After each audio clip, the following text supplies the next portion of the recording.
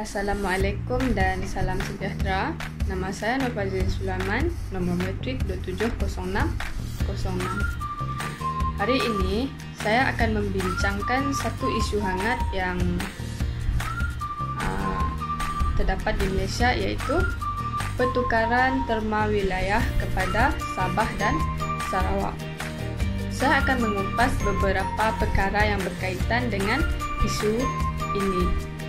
Yang pertama ialah apa yang kita perlu faham dengan pertukaran terma wilayah Sabah dan Sarawak. Terma wilayah kepada Sabah dan Sarawak adalah satu istilah yang berbeza dengan negeri-negeri di semenanjung Malaysia. Istilah wilayah yang diperkatakan tersebut juga tidak sama dengan istilah wilayah Persekutuan Labuan, Persekutuan Kuala Lumpur dan Putrajaya. Misalnya, wilayah Labuan yang dulunya adalah sebahagian daripada Sabah, namun sekarang ia diletakkan semula sebagai wilayah persekutuan. Menurut Jeffrey Kittingan, istilah wilayah Sabah dan Sarawak ini adalah lebih tinggi daripada yang diberikan kepada wilayah Labuan, Putrajaya dan Kuala Lumpur. Penggunaan istilah wilayah ini sesuai jika ditelusuri konteks penubuhan Malaysia yang dulunya adalah gabungan daripada tiga wilayah, iaitu wilayah Semenanjung Tanah Melayu, Sabah dan juga Sarawak. Jika kita imbas kembali sejarah penubuhan Malaysia, Sabah dan Sarawak sememangnya adalah sebuah wilayah. Jadi, pengiktirafan ini akan meletakkan kedudukan Sabah dan Sarawak itu lebih tinggi daripada taraf negeri-negeri di semenanjung. Ia juga adalah untuk membezakan taraf Sabah, Sarawak dan negeri-negeri di semenanjung Malaysia. Yang seterusnya ialah saya akan mengupas faktor kepada penukaran terma wilayah ini. Yang pertama, ia adalah untuk menarik penduduk asal Sabah dan Sarawak mentadbir pentadbiran di Sabah dan Sarawak. Hal ini kerana pada sebelum ini kebanyakan penduduk dari semenanjung yang menjawat sesebuah jawatan di Sabah Sarawak.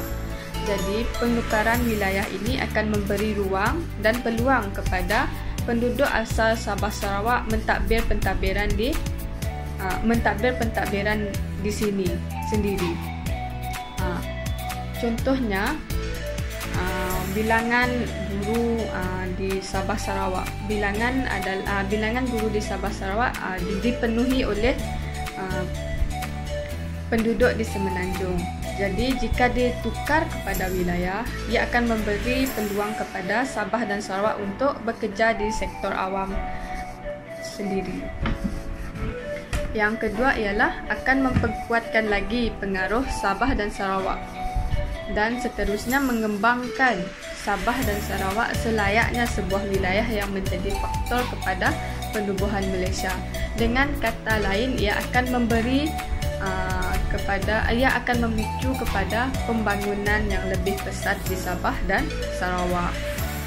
Yang ketiga ialah memperakui hak istimewa Sabah dan Sarawak sebagai wilayah gabungan Malaysia dan bukan seperti taraf negeri di semenanjung.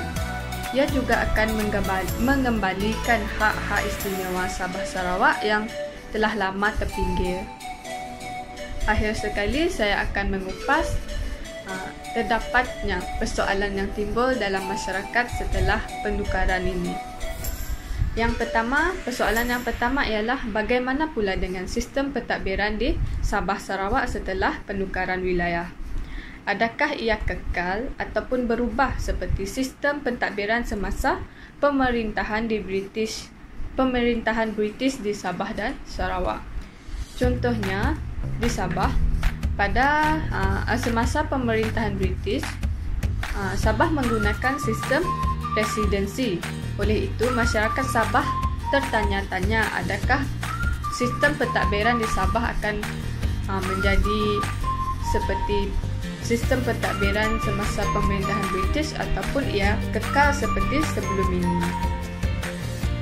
Persoalan yang kedua pula ialah bagaimana pula dengan bendera kebangsaan kita, iaitu jalur gemilang. Jalur gemilang mempunyai 14 garis yang mewakili 13 negeri di Malaysia. Satu baris pula mewakili wilayah persekutuan. Masyarakat Sabah dan Sarawak tertanya-tanya adakah baris tersebut akan menjadi 3 baris sahaja ataupun kekal 14 baris. Yang persoalan yang terakhir ialah yang berkaitan dengan bait lirik lagu kebangsaan. Contohnya lagu Negeri Sarawak yang terdapat bait liriknya menyebut negeriku tanah airku Sarawak. Masyarakat di Sarawak tertanya-tanya adakah lirik tersebut akan ditukar kepada wilayahku tanah airku Sarawak ataupun kekal seperti sebelumnya. Berikut merupakan isu hangat yang sedang berlaku di negara kita pada masa ini. Isu ini juga mendapat banyak pandangan daripada masyarakat, sama ada masyarakat memberi pandangan yang baik ataupun sebaliknya. Oleh itu, diharapkan kerajaan akan mengendalikan isu ini dengan baik. Bukan itu sahaja, penggunaan istilah itu harus jelas dan terang agar tidak menimbulkan kekacauan dalam masyarakat seperti masa ini. Sekian, terima kasih.